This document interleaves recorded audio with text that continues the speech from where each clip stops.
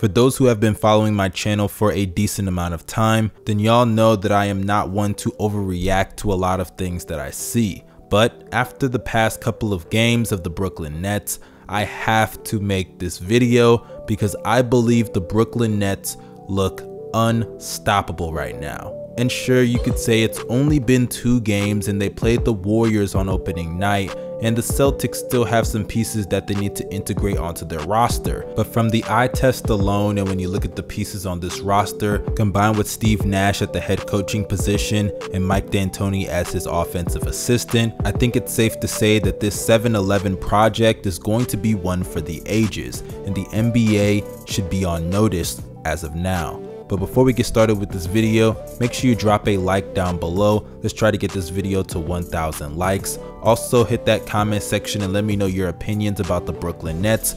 How great do you think this team is as constructed right now?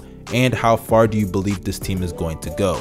Can they win it all? Are they going to lose before they get to the finals? Let me know in the comment section. Also hit that subscribe button if you're new to the channel, and follow me on Twitter and Instagram. The links are down below in the description box, as well as my @names on the screen right about now. But without further ado, let's get back to the topic at hand and talk about Kevin Durant, Kyrie Irving, and the Brooklyn Nets, and why this team looks like they are going to destroy the NBA. For starters, this team has a lot of depth. All across the board at damn near every single position, you have players that can come in off the bench and have an immediate impact in multiple facets of the game. You have a shot creator like Caris LeVert who can make plays for others as well and is a really solid defender. I anticipate for him to win, if not at least be a candidate for the 6th Man of the Year award. Let's not forget he was a starter last year. He's essentially just masquerading off the bench as a starter, and I think in late game situations they're probably going to put him on the court over Spencer Dinwiddie, not just for his offensive contributions but for his contributions on the defensive side of the ball. Let's not forget that this guy dropped 50 points in a game last year, and I'm not saying he's some prolific scorer or anything, but we all know what he's capable of. And if you think that Spencer Dinwiddie was a great bench player for them last year, I think that Caris LeVert will blow you away with his contributions off the bench. Also, you have Landry Shamet, who's one of the better shooters in the NBA, as well as Jeff Green, who can provide some spacing in the front court off the bench and is a really solid defender. And then you throw in a guy like Jared Allen, who can protect the rim, catch lobs, get boards, and essentially do the basic needs of a center. And that doesn't even mention guys like Taurean Prince, who's a solid scorer whenever he's on. The only problem with him is consistency, as well as Bruce Brown, who's a solid defender and is a capable floor spacer. The main reason why this is very important for this roster is that they're going to need the depth, especially when you have the 2 focal points being Kevin Durant and Kyrie Irving. In the case of KD, he's coming off of an Achilles injury, and who knows how his body is going to react to that. In the case of Kyrie Irving, he's been injury prone essentially throughout the duration of his NBA career. So to have some depth on this roster, I think is more than a plus, and it also gives them some flexibility with the possible lineups that they could use. But then you move on to the starting lineup, and in the starting lineup, before we address the 2 stars, let's just look at what's around them. You have Joe Harris, who's one of the best shooters in the league, and for those who watched the Brooklyn Nets last year, he's actually grown into a little bit more than a shooter. Defensively, he was actually pretty terrible at the start of the season last year, but he worked his way up to being one of the better defenders on the team, at least off ball. On ball, he's still a little bit suspect at times, but he does have active hands and doesn't get too caught up in the ball handler whenever he's not guarding them. And even when it comes to his scoring, the reason that I say he's not just a shooter is because of the fact that he can actually put the ball on the floor a little bit.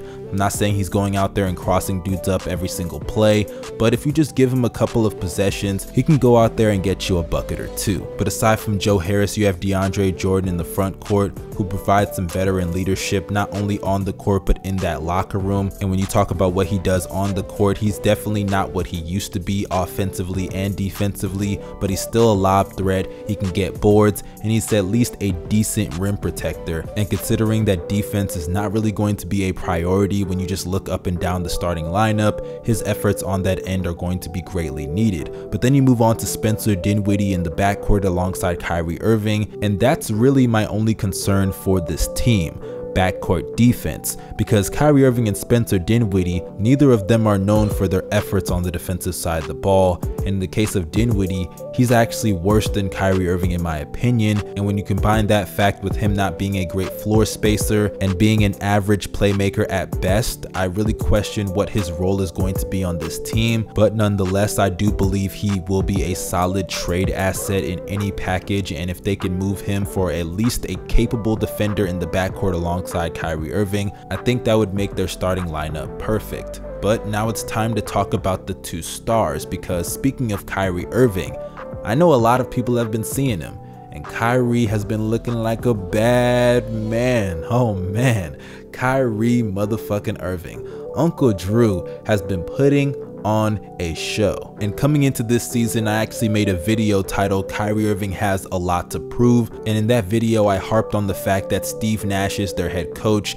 Mike D'Antoni is the offensive coordinator, and we all know what Mike D'Antoni and Steve Nash are capable of doing on the court whenever Mike D'Antoni was the coach and Steve Nash was the player. So imagine what they're going to do with Kyrie Irving, who's one of the 5 best point guards in the league, as so far Kyrie Irving has had some of the best performances that I have ever seen him have, recording 26 points on opening night on 10 of 16 shooting and also 4 of 7 shooting from behind the arc.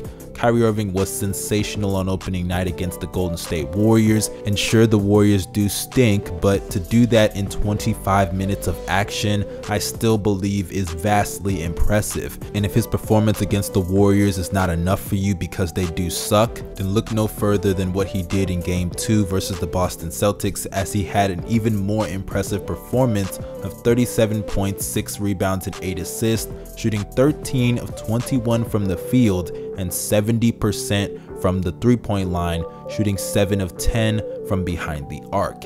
He was unstoppable, finishing at the rim effortlessly, getting to his spots in the mid-range, and also throwing bombs from the three-point line.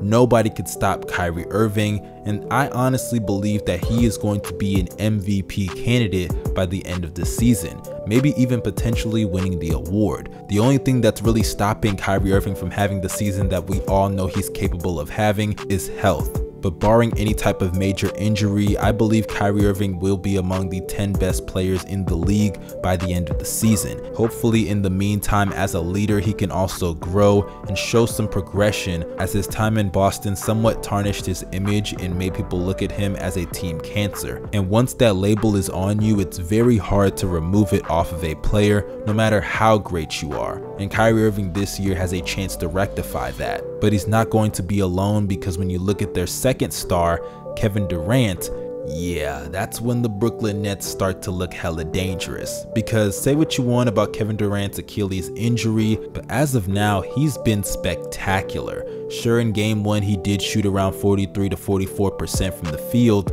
but to drop 22 points in 25 minutes of action is still relatively impressive. And when you just look at the eye test, KD was still getting to his spots, his form still looked just as smooth, his handle was just as effective as it was before, and like I say all the time, you can't teach height, and this guy is 7 feet tall with guard-like ability.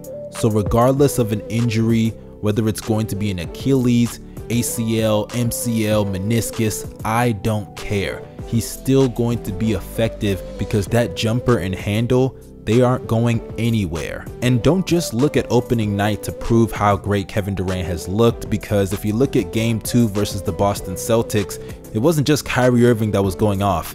KD showed that he's still KD in that game as well, as in 33 minutes of play, he recorded 29 points, shooting 9 of 16 from the field, 75% from behind the arc, shooting 3 of 4 from 3, and also recorded 2 steals. So yes, this may seem premature, but I believe that KD, he's back. And with all that being said, who is going to stop this Brooklyn Nets team? Not saying that the Bucks don't have a shot, because I definitely believe they do, especially considering that their starting lineup matches well with the Brooklyn Nets. But at the end of the day, it all comes down to if you can stop KD and Kyrie Irving in the playoffs. And we all know that when you pair Kyrie Irving with another elite talent, as shown when he played with LeBron James, he can flourish in ways that when you watch him, You may think that he's the best player on the planet.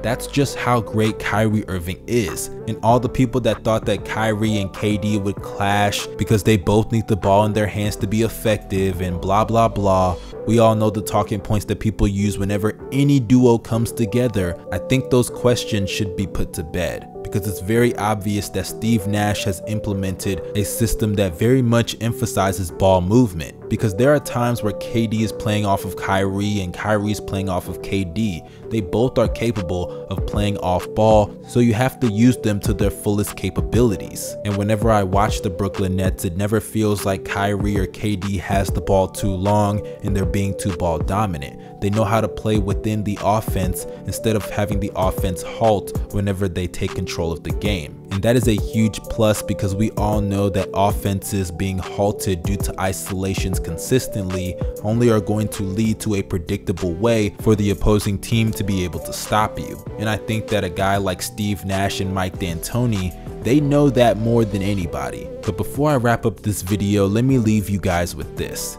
Kevin Durant is easily one of the most unstoppable players in the history of sports. Forget basketball, all of sports. There is no answer for a guy like KD. And to throw Kyrie Irving into the mix as his co-star just makes it that much impossible to be able to stop this team.